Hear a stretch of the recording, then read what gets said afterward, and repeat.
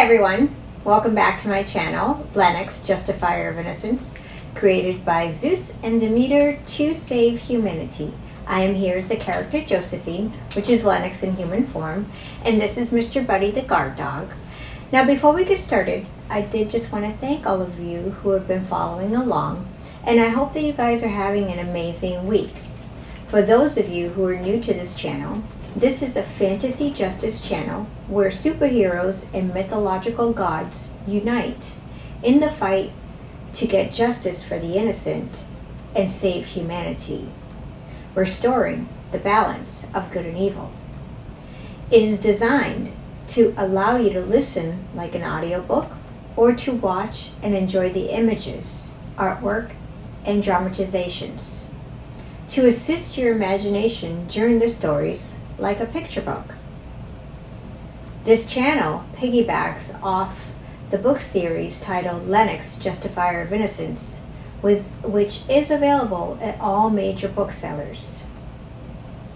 Some, if not all of the topics that we discuss on this channel are sensitive in nature. Some of the content might trigger emotional response, so I did want to forewarn you on that.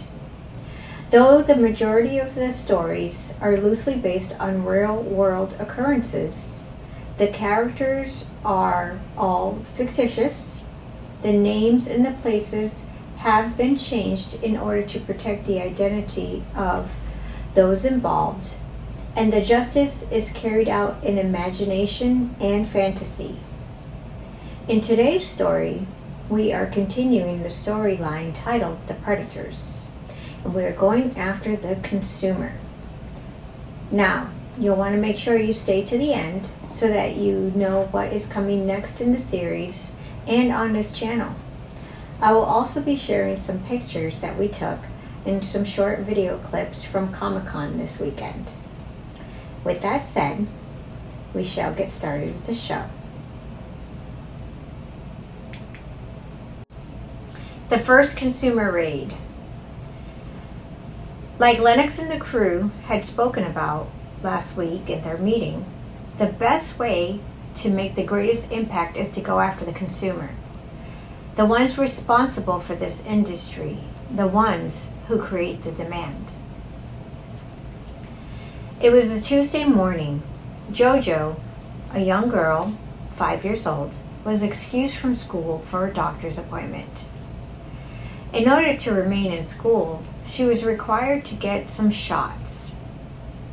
Her mother, being new to the country, went to a highly recommended pediatrician. He was supposedly very popular with the single mothers, loved by kids, and was apparently very thorough in his exams. Little Jojo went with Mom. The walk was a little over a mile, so off they went. See, Jojo's mom was a single mother of 4, a heroic woman who, with 4 little ones, escaped a marriage from a man that was not only mistreating her, but began to mistreat her children. Once they became a target of his rage, she was not going to tolerate it. So she left everything behind, took her kids, and she ran to safety. She teamed up with another lady who was in a similar situation, and together they helped each other get back on their feet. They always helped each other when in need. So not having a license or spare money for a cab, they decided to walk. Upon arrival at the doctor's office, they handed her form to fill out. Feeling embarrassed, for she could not read or write in English yet, the head nurse came over to help her. This put Jojo's mom at ease, and she instantly felt comfort and trust. They entered the patient room, where the doctor almost instantly started to tell Jojo what a pretty little girl she was. Jojo felt instantly uncomfortable. He then proceeded to tell the nurse to take Jojo's mom back to the waiting room. Jojo's mom resisted, stating Jojo would freak out if she left the room because she had attachment issues. His demeanor suddenly changed. Annoyed, he whispered something to the nurse. And then he proceeded to explain to the mom how she could stay in the room, but she needed to understand that his methods were different than most doctors. He was more thorough and complete, unlike his lazier colleagues. And he also said he did not like his methods being questioned or spoken about. If she did, he would no longer offer the reduced health care. And since no other doctor offered reduced health care in the area, this would mean that little Jojo would get kicked out of school, or worse. He said since he was helping her, those were his terms. And with that, Jojo's mom agreed, believing Jojo would be getting the best care possible. Jojo was so scared, she stiffened up. So he bribed her by giving her a teddy bear to hold during the examination. The doctor performed the exam while making strange comments and grotesque groans and moans. Jojo cried. She was confused and she felt icky. Unknowingly violated, after the appointment, he commented again about her beauty and then told her mother that if caring for her became too much, he would gladly take her off her hands. Not necessary, Mom replied, the best she could. He then told her to set up a follow-up appointment for 2 weeks from today. Jojo feared going back, knowing something wasn't right. At the next appointment, Jojo went, kicking and screaming. Mom was confused by this reaction. She assured her everything would be okay, that he was merely doing his job of making sure that her health was good. At the end of the appointment, Jojo felt numb. Then the doctor offered the mom money for Jojo. He said he could give her a better life, better than she ever could. Jojo's numbness instantly turned into anger, and for the first time, she felt hatred. The mom, confused by this comment, said, I know my daughter is beautiful, and if you want a daughter, have one with your wife. You're not going to take mine. He laughed it off as if it were a joke and said, my wife keeps giving me boys. Ha ha. For years this went on. Jojo, she started to develop at a very young age. By 8 years old, she was already in a training bra, and she got her monthly by 9. When she went to the doctor, he said he couldn't do a full exam because of it. Jojo was so relieved, and then she thought of something. Every time she had an appointment, she would wear a sanitary napkin to avoid a full exam. He was very agitated. But still, like every other appointment, he would let her mother know that his offer to buy Jojo still stood. One day at the school, it was announced that the students were going to have a physical, that there was a doctor coming to the school. Jojo was a nervous wreck. As all the girls lined up on one side and the boys on the other, Jojo was freaking out. Yet none of the other girls were.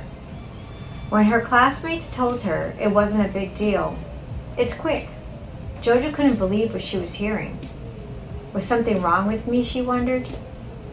When it was finally her turn, Jojo was trembling in fear. The doctor told her to relax as he proceeded to check her temperature, her eyes, ears, her throat, her breathing, and her reflexes. Okay, he said, the nurse will check your blood pressure and take your weight and height. That's it? Jojo asked, surprised. The doctor looked perplexed and said, yes, that's it, unless you have pain somewhere you want me to look at. He was very puzzled. No, I'm fine, Jojo replied. Jojo then finished with the nurse and ran out of the room relieved. She told her friend how it was not scary like when she goes to her doctor, and that he did not make her take off her panties. Her friend was like, "Wait, what? Our doctor doesn't do that. Your doctor is a pervert." Jojo, still limited in her English, didn't understand what that word meant. So she explained it to her. At that moment, she knew that what he was doing was wrong. She refused to go back to him and had a fit until her mom agreed to find a new female doctor to take his place. They went to inform the office and fill out the necessary forms to release her medical records. He was so angry. He was rude, and he threatened Jojo's mom. The receptionist said, "Ignore him. He's just upset because all the girls want to leave him around her age." For Jojo, this confirmed that he was what she thought, a predator who preyed on women and children. Fast forward a couple years, Jojo was with her mom and her friend at an interim apartment. Both ladies were progressing in life, going their separate ways. Each were purchasing a home, and Auntie's new home was not ready yet, so she took a short-term lease in an apartment. In order to save money, the apartment was only leased for 3 months, and the neighborhood was less than desirable. But there, Jojo met a little girl named Margie. She was the only female in the family and the only child born without disability. See, her parents were brother and sister. And in addition to that, the father was a mean, angry drunk. Margie, was very funny, very smart, and Jojo had a lot of sympathy for her, for her father was mistreating her, and it was very difficult to witness. Over the past month, whenever Jojo would visit, they would play. After Auntie moved from there, they lost touch. Then one day, Jojo, when she was in 8th grade, Margie happened to walk into her class. Jojo was so happy to see Margie, but something was different. Margie was dressed in impeccable fancy clothes. Her hair was done. She wore makeup. Her nails were professionally manicured, and everyone complimented Margie on her expensive clothes and appearance. When she noticed Jojo, she was dismissive towards her. That's weird, Jojo thought to herself. Maybe she's just afraid that I would tell the other kids how poor she used to be. Though Jojo would never do that. Jojo decided to go over to her, telling her how happy she was to see her happy and to see how well she was doing. Margie warmed up to Jojo. She later revealed that the doctor took temporary custody of her until her parents could get their act together. She said he buys her anything that she wants. She has her own bedroom with nice furnishings that she could decorate however she pleases, and he gave her a very nice cash allowance. Jojo, upon hearing all this, she cringed. An uneasy feeling came over her, but she kept quiet. Maybe he changed, she thought to herself. Maybe he's trying to do good deeds. Margie did look very happy. Still, Jojo couldn't live with herself if she didn't at least warn her. So Jojo did just that. She warned Maggie, but Maggie became very upset, and she told Jojo that she was just jealous, and she no longer wanted to be friends.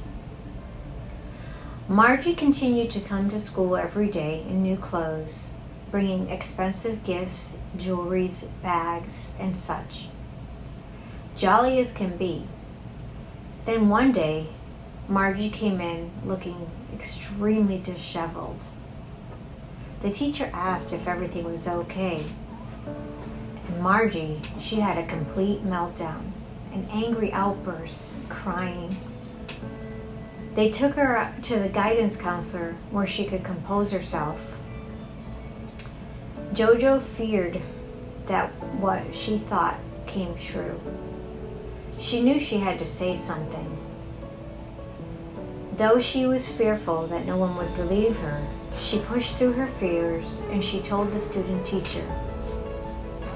The student teacher told her not to worry. At lunch, we're going to go talk to the principal. We're not going to let this man continue to hurt your friend. So at lunch, Jojo and the principal and the teacher went to talk to the principal. Jojo, though feeling embarrassed and scared, she pushed through these feelings and told the principal everything. His reaction was absolutely atrocious. He told Jojo that she should be ashamed of herself for spreading such lies about such a pillar in the community. Do you know how much he's donated to this school alone? He said to her in a heightened voice. He also threatened disciplinary action if either of them ever mentioned this again.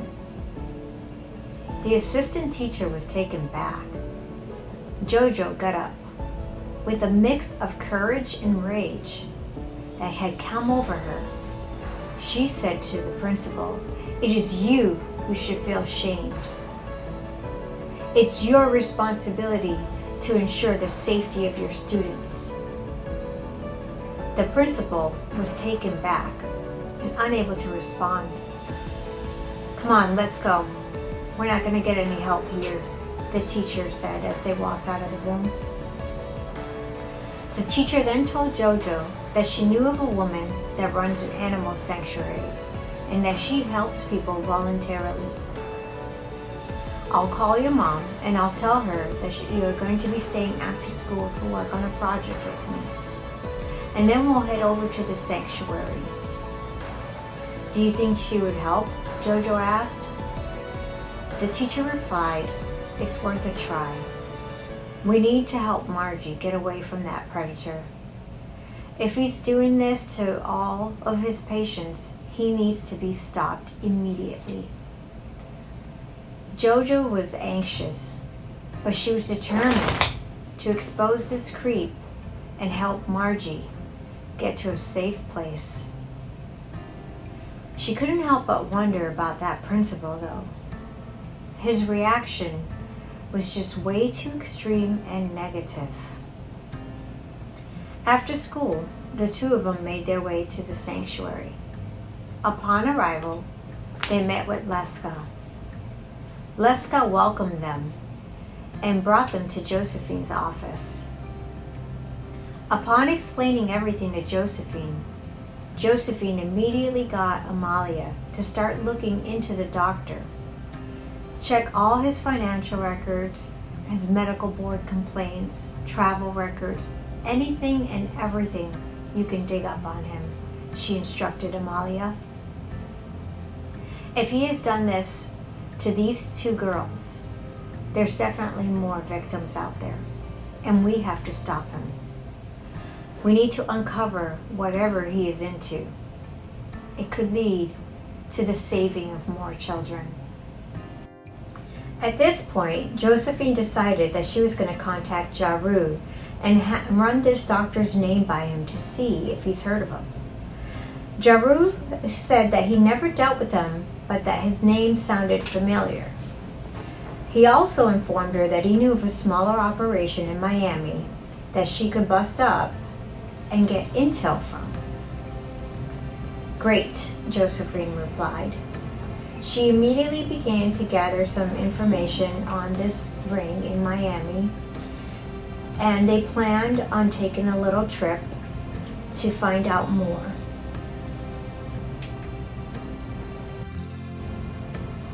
So that is going to conclude today's episode. Now you want to make sure you come back so that you can see what happens next when Josephine and the crew go to Miami.